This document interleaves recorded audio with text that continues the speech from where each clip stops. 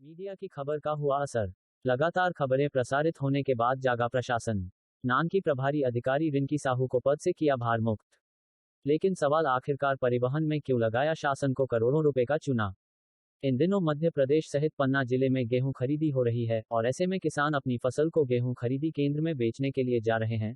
लेकिन इसे पन्ना जिले का भ्रष्टाचार ही कहेंगे कि नान की प्रभारी अधिकारी रही रिंकी साहू ने वारदाना के परिवहन में शासन को करोड़ों रुपए का चूना लगाया। जब इसकी जानकारी मीडिया को लगी तो मीडिया ने अपनी खबर प्रकाशित की।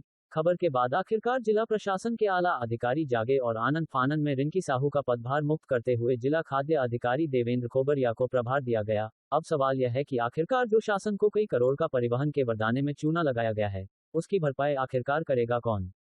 रिंकी साहू ने अपने पद का दुरुपयोग करते हुए बारदाना उपलब्ध होने के बावजूद भी अन्य जिले से मंगवाकर शासन को कई करोड़ का चूना लगाया है। हालांकि खाद्य विभाग के अधिकारी देवेंद्र खोबरिया से जब हमने इस बात की जानकारी ली तो उन्होंने कहा कि हमें सिर्फ 5 दिन के लिए प्रभार मिला है और 5 दिन में हम किसानों क्या मदद कर सकते हैं, वह पहली प्राथमिकता होगी। ऐसे जिला प्रशासन की मिली भगत ही कहेंगे कि मात्र 5 दिन के लिए जिला खाद्य अधिकारी को नान आपूर्ति अधिकारी का प्रभार दिया गया है। लेकिन सवाल यही है कि आखिरकार 20 दिन तक शासन की आंखों में ये नान प्रभारी अधिकारी रिंकी साहू ने शासन प्रशासन को चूना लगाया और अधिकारी हाथ मलते रहे।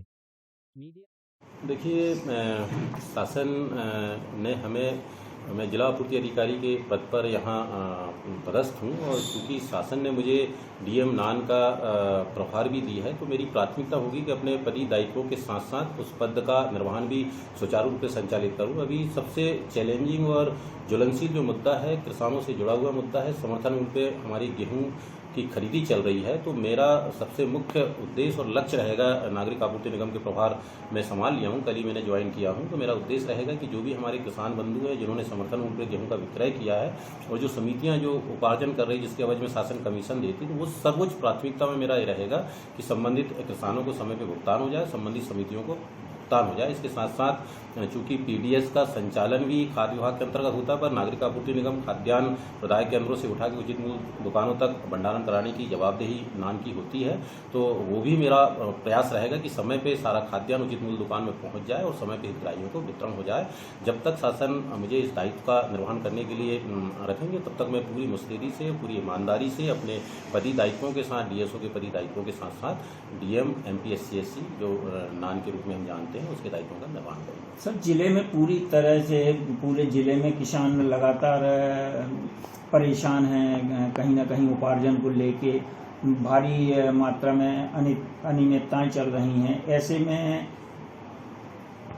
क्या मानते हैं कि आप मौके पे स्पॉट पे पहुंच के उनकी समस्याओं का निराकरण कर पाएंगे जिला का खाद्य अधिकारी होने के नाते? लगातार जिला प्रशासन के माध्यम से, चाहे हमारे एसडीएम साहिबान हो, तहसीलदार साहिबान हो या सहकारिता विभाग के कर्मचारी हो या खाद्य विभाग के अधिकारी हो, सभी बिल्कुल खरीदी केंद्रों का सतत भ्रमण कर रहे हैं और शासन की, जिला प्रशासन की, हमारे खाद्य विभाग की, सबकी नैतिक दायित्व है कि जो भी शासन का समर्थन उन पर खरीदी चल रहा है तो केंद्रों में सारी व्यवस्थाएं सुलभ कराएं और किसानों के समय पर हम सहूलियत कराए। अभी विगत कुछ दिनों से नागरिक आपूर्ति निगम की डीएम लगातार जो अवकाश में रही हैं या उनका स्वास्थ्य खराब होने के कारण जो भी है, मगर किसानों का भुगतान रुका हुआ है। तो जैसे मैंने पूर्व में भी कहा कि हमारी प्राथमिकता रहेगी कि सर्वप्रथम जिनने किसानों ने विक्रय किया समर्थन मूल्य में उसका भुगतान हम समय सीमा पर कराएं, उसके लिए हम सतत प्रयास करेंगे और उसके लिए हम तत्परता से पूरी मुस्तैदी से पूरा स्टाफ हमारा खाद्य विभाग का, चाहे नान का या जिला प्रशासन, उसमें हम तत्परता से समय सीमा पर भुगतान कराने के लिए व्यवस्था सुनिश्चित करेंगे। सर, नॉन डीएम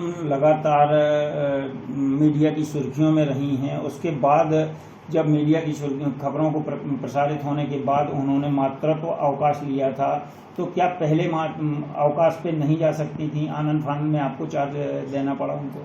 अब ये उनका व्यक्तिगत मामला है, इसमें बहुत ज़्यादा तो नहीं कहना चाहूँगा, मगर जब से मुझे इनका दायित्व मिला है तो मेरा प्रयास रहेगा कि मैं इसको पूरी ईमानदारी से, पूरी कर्तव्यनिष्ठा से इन दायित्वों का निर्वहन करूँ।